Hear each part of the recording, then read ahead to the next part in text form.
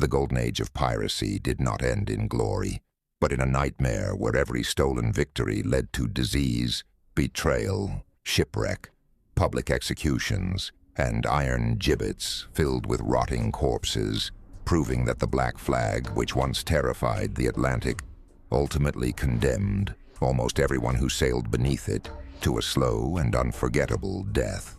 Enjoy the video and don't forget to subscribe. Trace your finger along the map, from the Bahamas to the Windward Passage, and imagine the warm Atlantic wind carrying the smell of rotting oak, boiling pine tar, damp hemp rope, stale bilge water, fermented salt beef, and lingering sulfur from recently fired cannon drifting across gray waves beneath low clouds. Listen to the relentless crack of snapping canvas, while weathered blocks creak under enormous strain, and iron chain plates groan against the tumble home of a heavily laden pirate sloop. Between roughly 1716 and 1722, the Atlantic entered what many historians describe as the darkest years of the Golden Age of Piracy, when commerce, naval warfare, famine, and desperation collided across thousands of miles of open sea.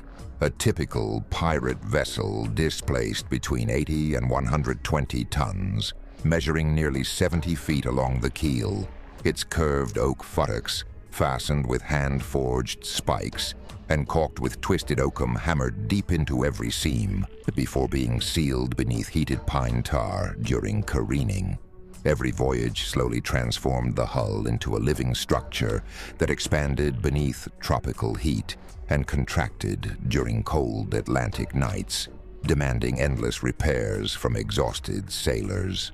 Pirate crews rarely resembled disciplined armies.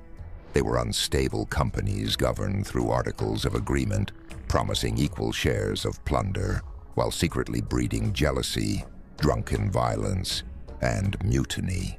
Captured merchants remembered not glorious adventure, but swollen corpses floating beside shattered barrels, shredded canvas tangled in broken rigging, and blood-soaking weathered deck planks where survival often depended upon a single, terrible decision. The sea itself had become a battlefield where every horizon concealed another disaster waiting to emerge from fog. Picture the year 1718 as the Caribbean trade routes carried hundreds of merchant vessels loaded with sugar, tobacco, indigo, rum, dyewood, silver, and manufactured goods worth fortunes in London markets. Every convoy attracted predators because European wars had ended, thousands of experienced privateers had lost employment, and countless former sailors discovered that piracy offered greater reward than honest wages. Letters of marque that once legalized attacks against enemy shipping suddenly became worthless pieces of parchment, pushing hardened veterans toward black flags instead of royal commissions. Pirate captains deliberately favored swift sloops with shallow drafts of barely 7 feet, allowing escape through reefs and sandbars where heavier naval frigates risked tearing open their keels. Cannon were commonly cast from bronze, containing approximately 88% copper and 10% tin, creating durable barrels capable of surviving repeated firing despite immense internal pressure. Powder consisted of carefully milled potassium nitrate, sulfur, and charcoal, each grain polished to improve ignition.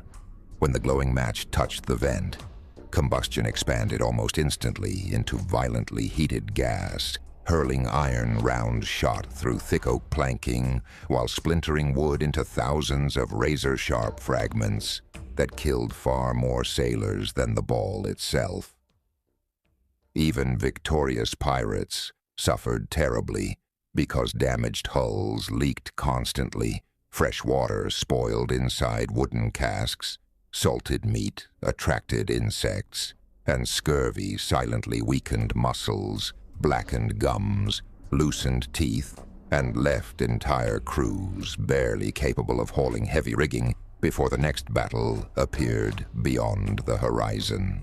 Every successful boarding concealed another layer of misery hidden from romantic legends. Before grappling hooks ever struck the enemy rail, pirate crews spent hours preparing weapons by sharpening cutlasses upon sandstone wheels, checking flintlock mechanisms for moisture, wrapping spare match cord inside waxed cloth, and distributing pistols because reloading during close combat proved nearly impossible. As ships closed within musket range, the helmsman fought every gust, while topsail braces screamed through wooden blocks, and experienced seamen adjusted the yards by inches to gain the weather gauge. Smoke from repeated broadsides mixed with sea fog until visibility sometimes dropped below 30 feet, leaving officers to shout commands almost blindly across slippery decks coated with seawater, blood, shattered spars, and fragments of rigging. The moment grapnels secured both hulls together, dozens of men surged forward, carrying axes, boarding pikes, and heavy belaying pins capable of crushing bone with a single blow. Merchant crews often surrendered quickly, yet panic remained overwhelming because no one could predict whether the victors would honor surrender or ignore every promise. Below deck, the air became even more unbearable as lantern smoke mingled with damp timber, spilled gunpowder, and overflowing bilge, creating an atmosphere thick enough to sting the eyes and burn the lungs. Even after victory ended, carpenters immediately inspected cracked frames, damaged futtocks, sprung planks, and shattered knees, because a single unnoticed structural failure could doom the captured prize long before another storm or naval patrol appeared across the dark Atlantic. By 1720, the British Admiralty had abandoned any illusion that piracy could be tolerated as a temporary nuisance, and instead launched an increasingly coordinated campaign across the Atlantic. Fast naval sloops hunted suspected pirate anchorages, while colonial governors offered generous pardons to those willing to surrender before returning to violence. Those who refused faced relentless pursuit by disciplined crews, drilled to reload cannon with remarkable speed and precision. Naval carpenters reinforced hulls with massive oak riders, strengthened masts, using carefully selected Baltic timber, and maintained standing rigging of tightly laid hemp, capable of enduring Atlantic gales that frequently destroyed neglected pirate vessels. Every captured pirate expected interrogation, followed by trial before Admiralty courts, where witness testimony, seized articles of agreement, stolen cargo manifests, and marked coins became evidence. Conviction almost always ended with execution, yet the punishment extended beyond death itself. Bodies were frequently coated with tar and suspended inside iron gibbets along busy waterways where wind, rain, salt, and scavenging birds slowly reduced them to skeletal warnings visible for years.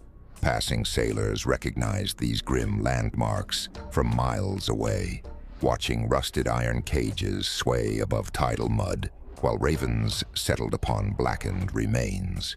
Such spectacles were intended to terrify every seaman considering piracy, proving that the Crown sought not merely victory at sea, but complete domination through the darkest years reached their climax as pirate alliances collapsed beneath the combined weight of greed, disease, suspicion, and relentless naval pressure.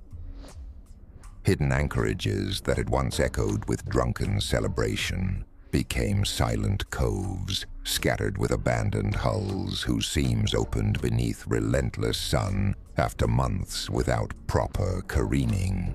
Worms bored through submerged planking, while rust consumed anchors, chain, and swivel gun mountings that had once defended stolen fortunes. Crews argued over shrinking supplies until articles of agreement lost all authority, replacing elected leadership with intimidation and desperate violence. Tropical fevers spread through cramped forecastles where stagnant air, foul bedding, and contaminated water weakened even the strongest seamen before a single musket was fired. Hurricanes completed what war had begun, snapping lower masts, ripping topsails into tangled ribbons, and driving damaged vessels across hidden coral reefs that crushed heavy oak keels beneath enormous waves. Survivors who staggered ashore often discovered that isolated islands offered little salvation beyond poisonous insects, scarce fresh water, and starvation. Others attempted to disguise themselves as ordinary merchant sailors, yet distinctive tattoos, powder burns upon their hands, or testimony from former shipmates frequently revealed their identities. Across the Atlantic world, the black flag that had once inspired fear gradually became a symbol of inevitable ruin, because every successful raid brought stronger patrols, harsher laws, and fewer safe harbors in which an outlaw crew could hope to survive. Fear, public justice, and relentless demonstration of imperial authority. By the close of 1722, the era that had transformed the Atlantic into a vast theater of piracy was collapsing beneath overwhelming military, economic, and political pressure, leaving behind shattered ships, ruined ports, and countless forgotten graves beneath restless water. The legends remembered daring captains, hidden treasure, and dramatic sea battles, yet surviving court records, surgeons' journals, merchants' correspondence, and naval logbooks reveal a harsher reality measured not in gold, but in exhaustion, infection, hunger, and relentless fear. Every timber within a pirate vessel carried scars from storms, cannon recoil, salt crystals, fungal decay, and desperate repairs completed with limited tools while the ocean never ceased testing every joint, frame, and fastening. Every voyage demanded impossible endurance from men forced to sleep beside loaded powder barrels, leaking casks, diseased companions, and damaged hulls that could founder without warning beneath a rising gale. The darkest years in pirate history were not defined solely by spectacular battles or famous captains, but by the endless cycle of violence that consumed pirates, merchants, naval crews, and innocent passengers alike. Across the Atlantic, the smell of smoke, tar, wet hemp, and decaying oak lingered long after the guns fell silent, while abandoned wrecks settled slowly into the depths, preserving beneath layers of sand and coral the final evidence of an age whose true legacy was never glory, but survival purchased at a terrible cost.